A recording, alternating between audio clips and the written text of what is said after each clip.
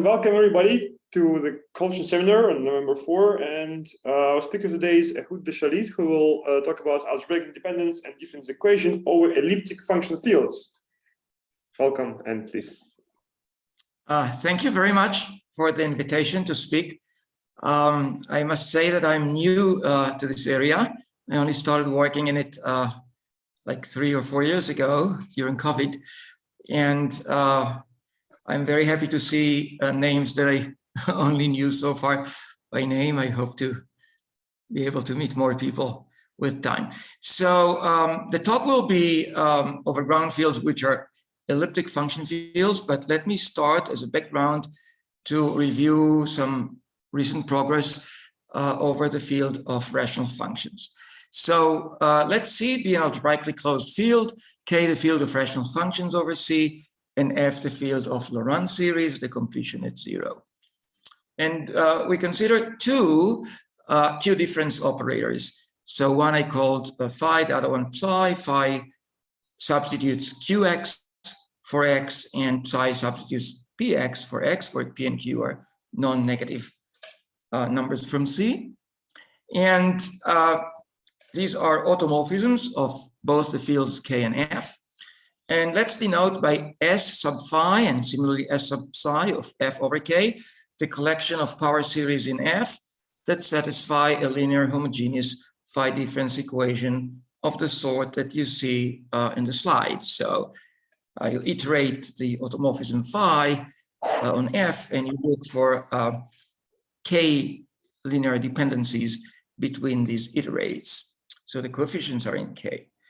And it's well known and easy to see that this is in fact a case of algebra of F. So the prototypical theorem in this area that I want to talk about is, for example, this theorem of Bezevan and Boutaba from 1992 with a new proof by Shefke and Zinger from 3 years ago. And it says that if P and Q are multiplicatively independent, then it is very difficult for a power series in F to satisfy simultaneously a phi difference equation and a psi difference equation. In fact, the only power series that satisfy both such equations are expansions of rational functions. So in their paper from 2019, Shefke and Zinger gave 5 more examples of similar theorems all over the field of rational functions. So they considered 2 shift operators or 2 Mahler operators of raising x to the power p and raising x to the power q. Here p and q must be, of course, integers.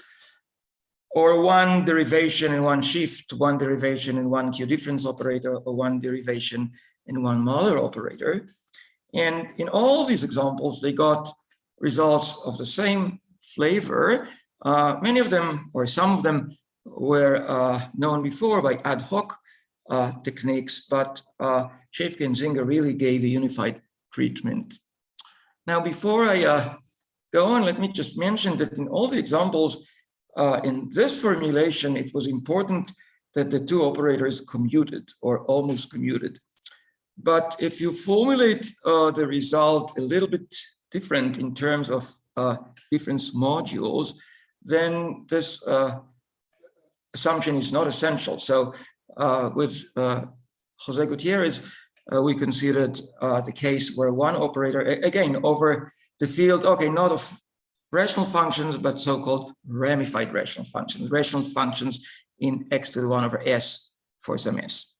So we considered the same Q-difference operator, but together with it a Mahler operator. And then this phi and psi now generate a group of automorphisms, gamma, which is not commutative. In fact, it's generalized dihedral. And our result says that I will mention later on what is a gamma difference module, but any gamma difference module over this field K for gamma, this particular group, in fact, descends to C, in fact, comes via semilinear base change from simply a finite dimensional representation over C of this group gamma. And this formulation is also valid in all the previous examples and implies easily the results. In fact, that is the approach of Schäfke and Singer in a way. But in this non-commutative case, I want to emphasize that the equations, the language of equations is inadequate, but this formulation still holds. So a few years ago, Adamczewski, Dreyfus, Hardwin, and Widmer considerably strengthened this theorem or these theorems. So let me quote here two examples, although they consider more such examples. So these are very recent papers that were published last year and this year. So the first theorem, again, talks about two different operators over the field of rational functions. And this time you take f, which satisfies a phi difference equation and is not in K, then not only it cannot satisfy a psi difference equation, a linear psi difference equation, in fact, it must be psi transcendental. In other words, the collection of f, psi squared of f, and so on are algebraically independent over K. So I forgot to say, please stop me, of course, if I'm not clear or if you have questions. I'm not able to read the chat, so just unmute yourself and ask me. And the key new tool that allowed these authors to upgrade the previous theorem to this one is the introduction of Galois theoretic techniques, more precisely what's called C-parameterized Picard-Vecchio theory. And a similar theorem was proved by Adamczewski, Dreyfus, and Hardwin for the case of one Q difference operator and one derivation x df to dx. And as a corollary, they get, for example, the following nice corollary that if f satisfies a phi difference equation, f and g are always power series from f, the Laurent power series. If f satisfies a phi difference equation with coefficients in k, and g satisfies a psi difference equation with coefficients from k, and they are not in k, then they are algebraically independent over k. So this is the situation over the field of rational functions. And let me go now to the case of elliptic functions as a ground field. So I have to introduce some notation. Let lambda be a lattice in C and k lambda the field of lambda elliptic functions. So these are meromorphic functions on C, which are lambda periodic. And as is well known, this field is generated by the Weierstrass pair function and its derivative. And for the field K, I'm going to take, just like the case of ramified rational functions, not a single K lambda, but the union of all K lambda for lambda lattices commensurable with a given lambda naught or sublattices of a given lambda naught. So this is like the field of algebraic functions on the universal cover of one of these elliptic curves, C over lambda. But all of these K lambdas. But you may ask about this. So now you fix lambda naught, right? So K implicitly depends on lambda naught. Well, it depends on the collection of all the lattices that are commensurable with lambda naught. Really, it depends on the vector space Q lambda naught.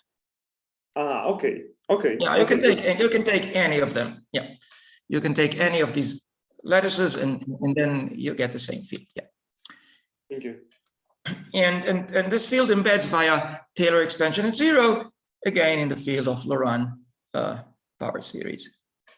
And for P and Q, I have to take, and this is a technical point, not only multiplicatively independent numbers, but actually relatively prime numbers.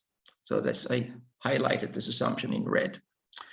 And for phi and psi, I take again the Q difference operator and the P difference operator.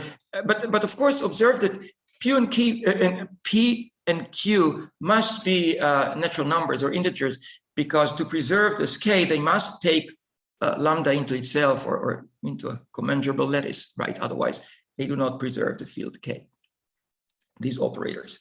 And as in the case of ramified rational functions and Muller operators, here phi and psi are only endomorphisms of any given K lambda, but they become automorphisms of this K and they commute.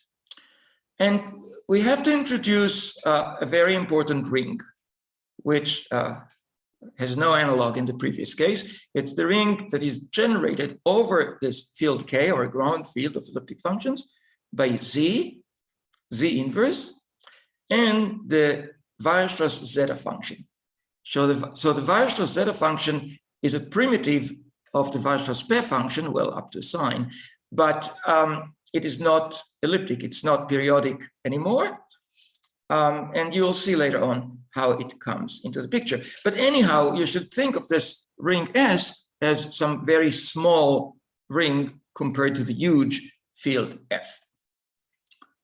And this ring, in fact, does not depend on lambda, although I associated zeta of Z lambda because it can be shown that once you put one of them inside, they're all inside. It's invariant under phi and psi, and in fact, it's psi simple. It doesn't have any ideals that are invariant under phi or psi.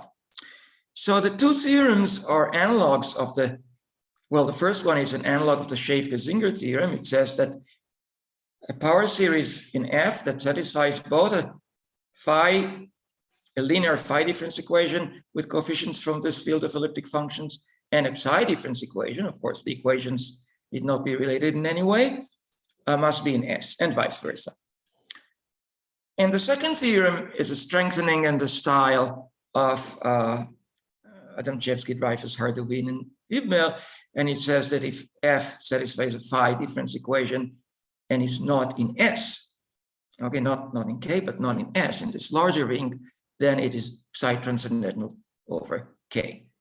F, psi squared F, and so on, are all algebraically independent over K. So I should stress that, of course, the second theorem is stronger than the first, implies the first, but logically, you first prove the first by some techniques, and then you use, again, Galois theory and some more input coming from the particular case to prove the second. So they're really getting the second involves completely different ideas, but it relies on the first.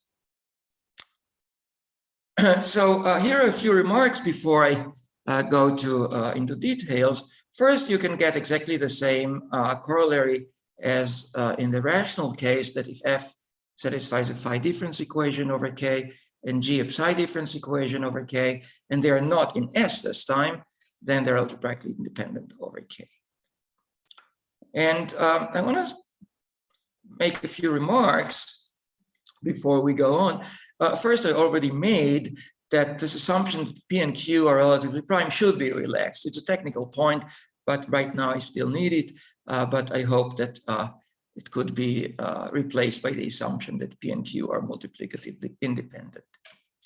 The second remark is, as I said, that again, the second theorem is obtained from the first by Galois theoretic techniques and some additional inputs. But I will concentrate in my talk on the first theorem, although it's already a year old, or a year and a half old, because that's where the surprising aspects or the big differences from the rational theory, that's where they come in. And there are two. And these are the two differences that I want to stress right from the beginning. So first of all, over the field of rational functions, you start with a Laurent power series. So rather easily you prove that it actually converges in some neighborhood of zero or punctured neighborhood of zero. So it is a germ of a meromorphic function. And then you use the fact that it satisfies these two difference equations for the independent P and Q to meromorphically continue it everywhere, and with some effort also to infinity. And then you use the well-known fact that a meromorphic function on P1, including at infinity, must be rational. So this is the strategy. In the elliptic case, you start with the same input. You start with the Laurent power series, and you, again, rather easily show that it converges somewhere, and you can, in fact, meromorphically continue it to all of C, not to infinity, to all of C. But you lose all relation to the lattices, to periodicity. What the hell does a meromorphic continuation with respect to x goes to q times x have to do with the lattices? And therefore, there is an issue of periodicity, which is rather deep, which is completely new. So this is the first difference. The second is that eventually this f, in fact, need not be periodic, not even with respect to a sublattice, to a smaller lattice than lambda. And this is really, well, the result is that it lies in S, right? And this is related to the existence of some non-trivial vector bundles over elliptic curves, which were studied by Atiyah in 1957. So this is some non-trivial algebraic geometry that comes into the picture that, again, is completely missing in the rational case, simply because there are no non-trivial vector bundles, say, over GM or the additive group or over C. So I hope that I'll be able to explain more details that will clarify these 2 points. So let us start again and discuss the language of gamma difference modules. So for a moment, let K be any field and gamma any group acting on field, and I denote by C the constant field, simply the invariance of gamma on K.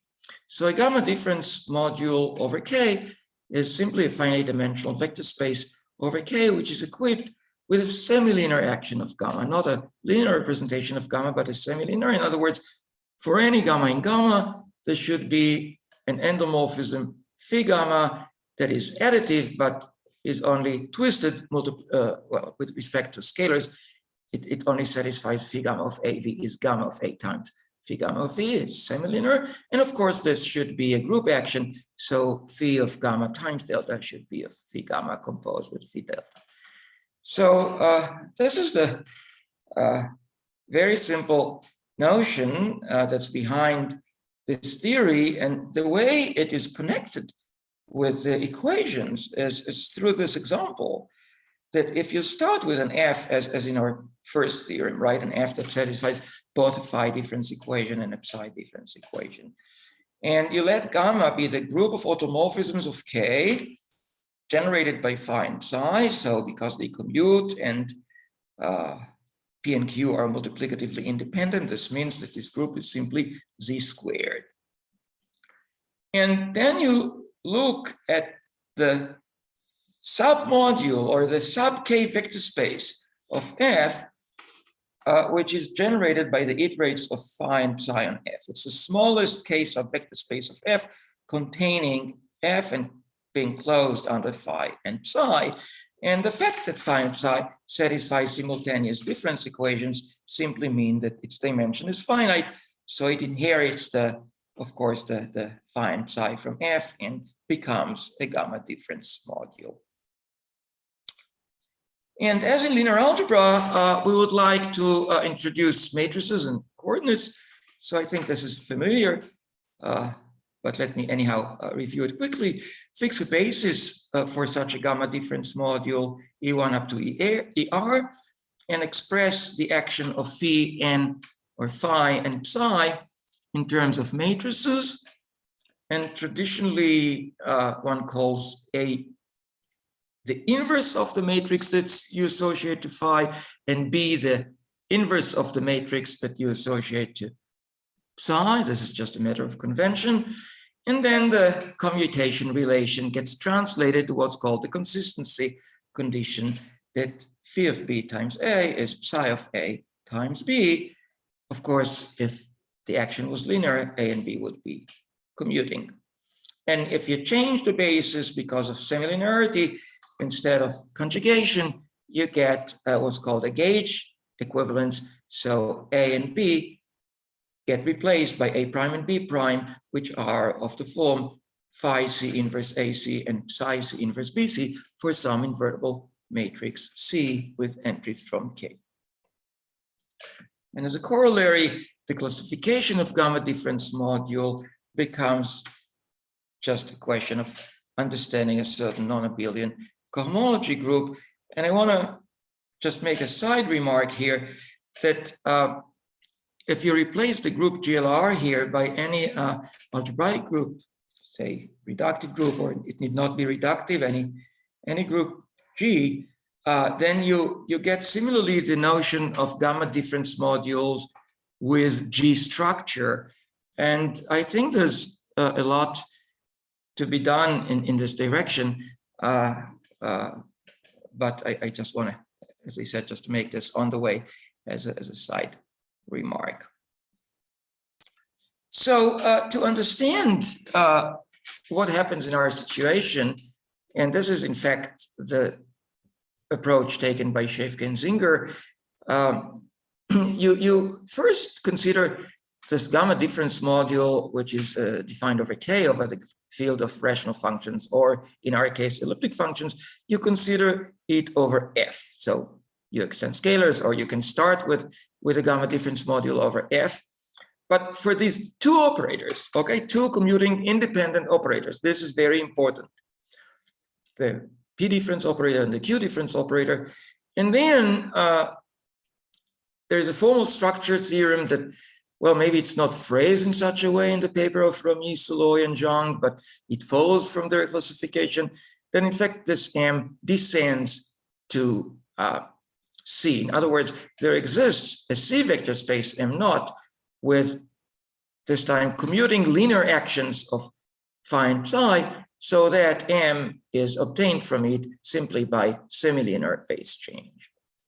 Or in other words, any consistent pair A and B is gauge equivalent over F, not over K, to a commuting pair of constant matrices. And the proof is based on the theory of Newton polygons and slopes. It's, I think by now should be considered rather classical. And let us go back to our situation and consider this example of gamma difference module generated by this Laurent power series F that satisfied these two equations. And if we could prove the same results over K, in other words, that this K gamma difference module descended to C not only after you extend scalars to F, then it would follow that what we want, or what we know in the rational case, that F belongs to K. And when K is the field of rational functions, this in a nutshell is the strategy. And it's really the strategy in all the examples that I cited before. You start with M, you attach to it this pair of matrices A, B over F. It's not so hard to see that you can perform a gauge equivalence, but of course with matrix whose entries are formal power series, and get a constant pair of matrices that commute. And then you torture enough the gauge equivalence, you torture it sufficiently to bring it down from F to K. So you really show that you can have a gauge equivalence that brings A and B to constant matrices already over K, and this is the desired result. And from this, you conclude that F lies in K. But this is blatantly false in the elliptic case. And let us start by looking at low rank cases. So rank 1 case is in fact still exactly the same as over the field of rational functions. So if A and B are non-zero complex numbers, and I denote by M1 AB the one-dimensional vector space over K with basis E, on which phi acts like A inverse E and psi like B inverse E. I'm just keeping up with the tradition of letting the action be given by the inverse of the matrices A and B. Here, of course, it's a 1-by-1 matrix. Then every rank 1 elliptic gamma difference module over K is isomorphic to to unique M1 AB. Or in terms of group cohomology, the language that I mentioned before, it simply says that the inclusion of C star and K star gives you an isomorphism on H1 gamma. So H1 gamma C star, of course, the action of gamma on C star is trivial. That's simply homomorphisms from gamma to C star, but H1 gamma K star is a non-trivial action. But in rank 2, this is already false. And if there's one thing that I want you to take home from this talk, is this example, because it's A, beautiful in my opinion, and B, very typical. So here comes into the picture the Weierstrass zeta function, which can be defined either as the primitive of the pair function, the Weierstrass pair function, or as the logarithmic derivative of the Weierstrass sigma function. So all this is what's called Weierstrass theory of elliptic functions in its late 19th century. So as we said, zeta is not any longer periodic, but because its derivative is periodic, when you shift z by a lattice vector omega, then z of z plus omega is z of z plus a constant, and this constant is traditionally denoted eta of omega, and this eta is a homomorphism, additive homomorphism from the lattice to the complex numbers. That's called the Legendre eta function. So consider now the functions gq and gp, which are defined by taking q times zeta at z minus zeta at q times z. So obviously, because of the previous relation, because of the way it behaves under translation by a lattice vector, these two functions are elliptic. Lambda elliptic, so they belong to K. And consider the matrices, the upper triangular matrices 2 by 2, A, Q, GQ, 0, 1, and P, GP, 0, 1. So I call them A and B, and they have entries in K, and they are easily seen to be consistent. Psi of A times B is phi of B times A. Okay, and therefore they define a gamma difference module.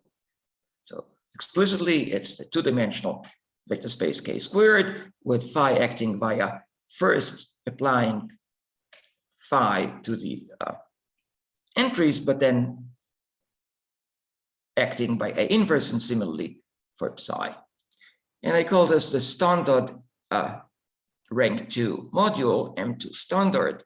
And then the theorem that we will prove in this case, it's still simple because it's low rank, says that every rank 2 elliptic gamma difference module, I call them here PQ difference modules, either admits a unique C structure, so as before, comes from via gauge equivalence from matrices that are constant, or does not descend to C, and then it is up to a twist by a rank 1 module, up to a tensor by a rank 1 module. It is this special example. So you see that there is some structure theorem that starts emerging. In the rank 1 case, everything descends to C. That's the analog of what we had over the complex numbers, over the rational functions. In the rank 2 case already, either the module descends to C or it is of a very particular kind, twisted by a rank 1, a lower rank module. And any questions so far? Any? No, nothing in the chat. Okay, good. Okay, so the main result really well, that leads to the first theorem, and as I said, I will not be discussing, maybe in the session after the talk, if you have questions, I can say a few things about the second theorem. But the main result is really a classification theory for gamma difference modules over this field of elliptic functions K.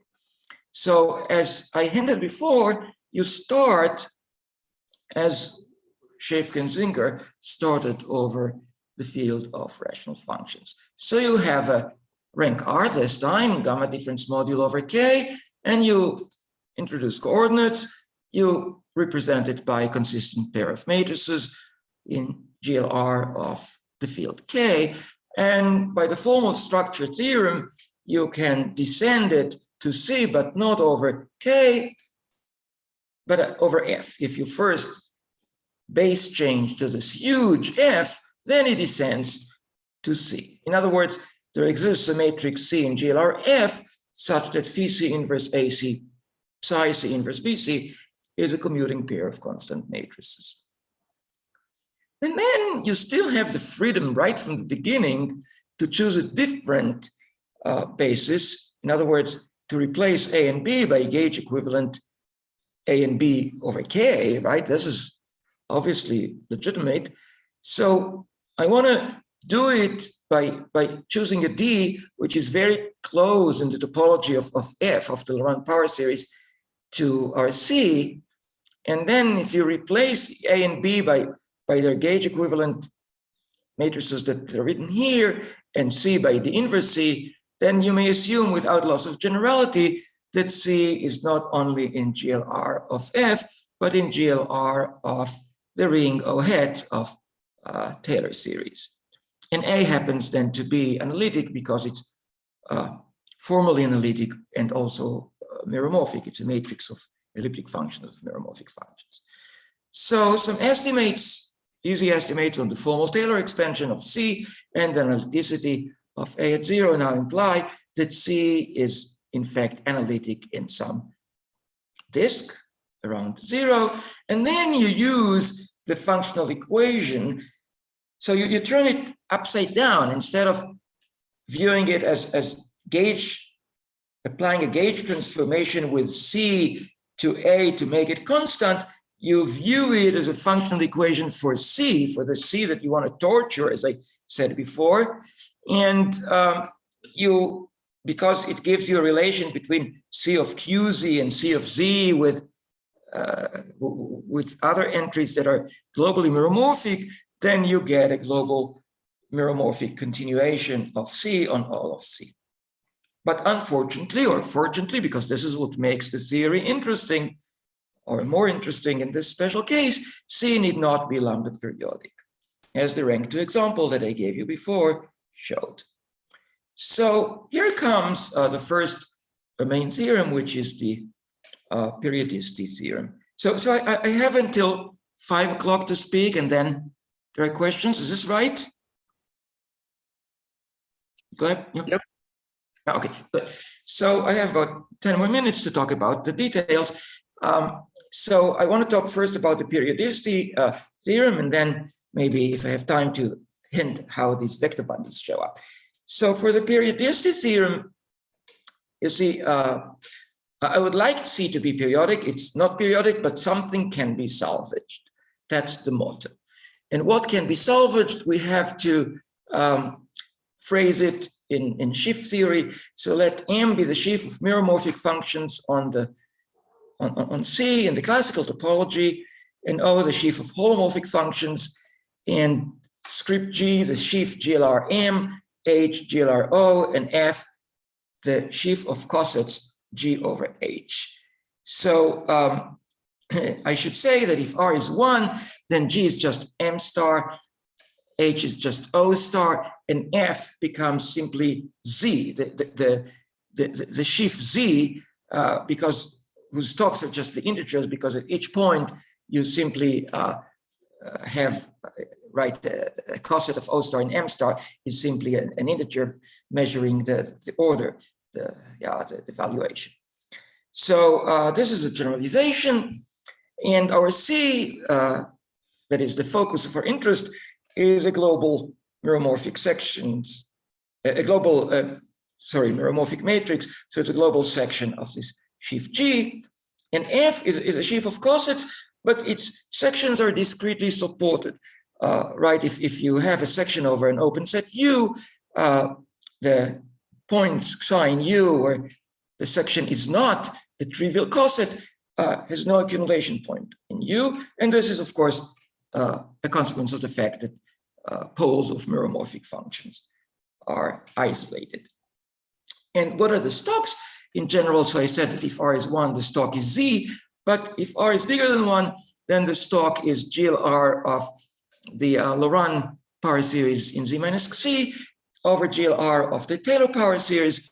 And this is a well-known object called the affine Grassmannian that shows up in representation theory. And furthermore, we can identify the stock at Xi and the stock at Xi plus omega via translation. And we shall call S, say, a global section of this sheaf of cosets F lambda periodic if the section at Xi is equal to the section at Xi plus omega when you identify it via translation. And we denote by gamma sub lambda the lambda periodic sections of F. And as a last piece of terminology, if we have two sections S and S prime, we say that one is a modification at 0 of the other if they agree when they are restricted to the complement of 0. So the periodicity theorem, which is a completely new phenomenon, says that C is not periodic. But remember that, or might not be periodic. C, remember, was a global section of this, yeah, maybe I'll annotate it here, of this sheaf GLRM. But, whoops, how do I erase this? Anyhow, we'll have to live with it. Let's see, eraser. Here, I erased it. Good. So C might not be periodic, but when you pass to C bar, to the global section of this sheaf of double cosets, of single cosets, of cosets, then it is periodic, at least if you allow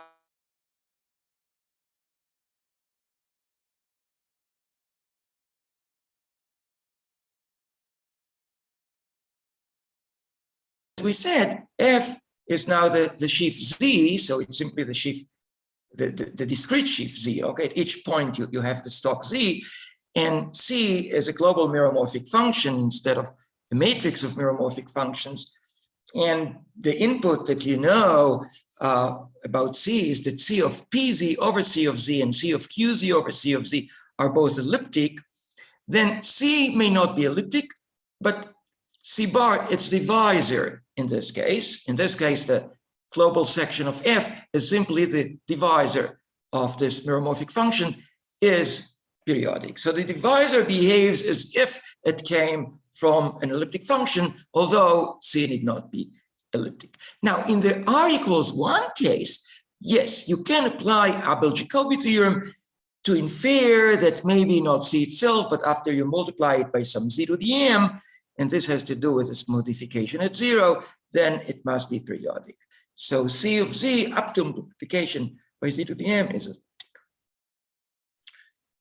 So this is the periodicity theorem. I, of course, have no time to go into discussion what goes into the proof, but in the remaining 5 minutes, I want to quickly show you why vector bundles on elliptic curves show up. So here we need the language of Adels. I hope that people are happy with Adels. It's a technical gadget. The ring of Adels of K lambda of the field of lambda elliptic functions is simply the restricted product of the completions at all the points in C over lambda. C over lambda is the elliptic curve with respect to the rings of integers. So these are simply, if you want, infinite vectors indexed by these points psi, where for each psi you get a power series in Z minus psi, but for almost all you get an integral power series, not a Laurent power series, a Taylor series. And another way to write the lambda periodic sections of this sheaf of cosets F is as the GLR over the Adel ring of lambda divided by GLR over the integral Adels, this O lambda.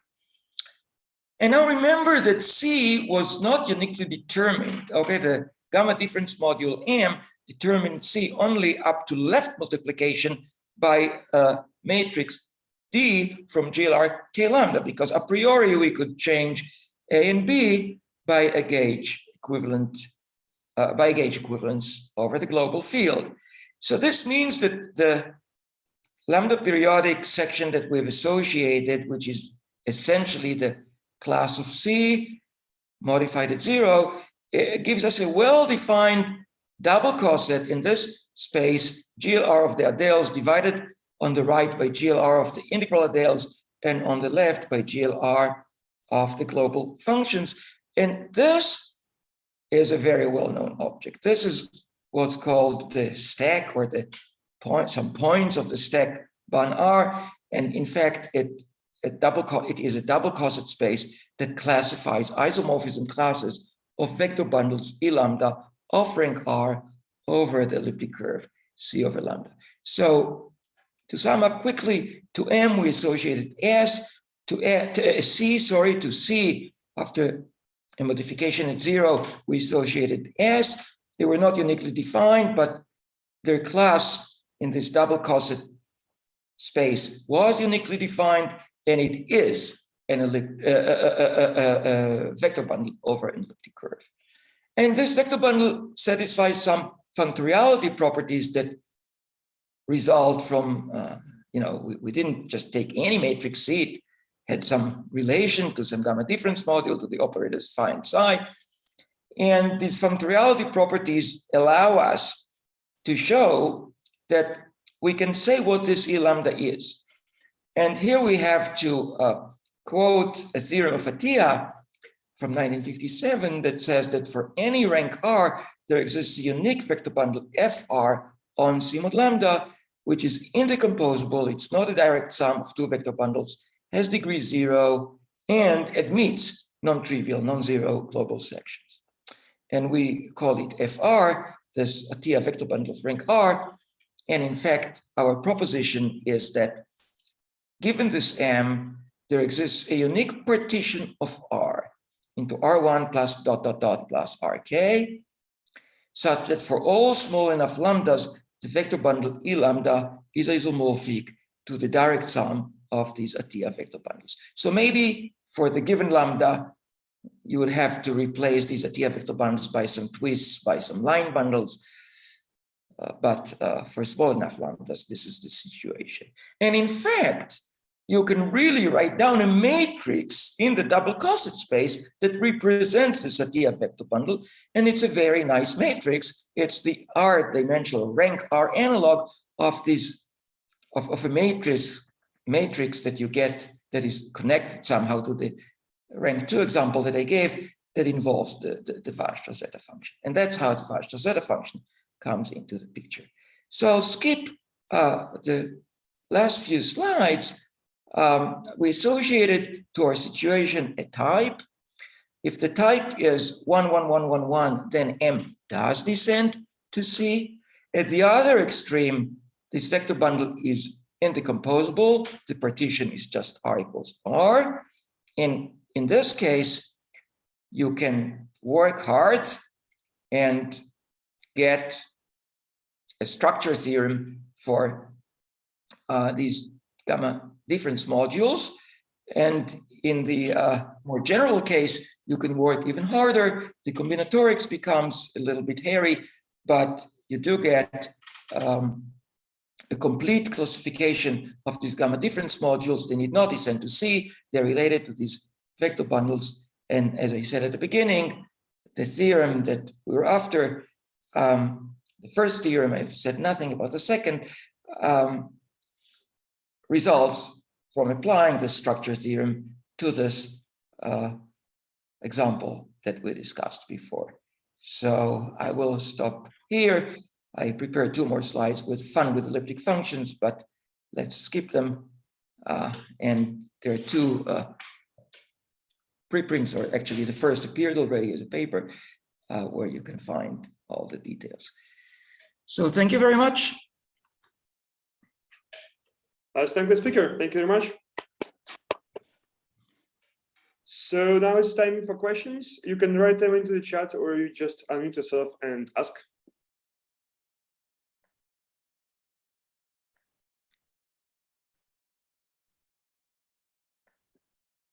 So let me start meanwhile. So I wonder, so because in the rational function case, there are many different automorphisms one can use, right? So we can raise into power or multiply by number. So what, like if I understand correctly, for elliptic case, so far consider this dilation by P or Q. What could be other natural things? Right. No, of course, that's an excellent question and a very natural one. So, well, I started with this example. You can, well, first of all, there's work of Charlotte Ardouin, and I don't know if she's in the audience, and Julien Roch. And they actually proved the analog of the Schäffer-Singer theorem for one derivation, the obvious derivation d to dz, the translation invariant derivation, and a shift operator, or this derivation and the Q-difference operator. And what's interesting is that rings very similar to this S show up. So again, the result over the elliptic base is that a function, say, that satisfies. So for example, if I remember correctly, a function that satisfies both differential equation and linear homogeneous differential equation with respect to d to dz with elliptic functions as coefficients, and the Q-difference equation of the sort that I described lies in the ring generated over K by Z and the Weierstrass function. You do not have to add Z inverse, and this is an if and only if. So this, I mean, maybe they should speak about it, but, and in the case of two shifts, I had some thoughts. The difficulty with two shifts or with shifts on elliptic curves altogether is, if you do not have, say, a derivation, is that there is no fixed point. So you see in the rational case, if you use two shifts, then you like to think of infinity as a fixed point, and actually the field F is the completion of the rational functions at infinity. And then you can apply the same philosophy. In the case of elliptic curves, you have to come up with some other idea, but I have some ideas, but don't have, yeah. But basically, I think that these are the games that you can play with elliptic curves, right? With d to dz, shifting, or using multiplication by q. I see. I think, thank you for clarifying. Other questions?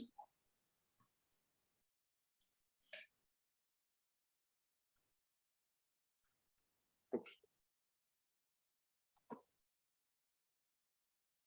Okay, good. Then, if there are no questions, then we can proceed to the breakout room parts. Ronnie?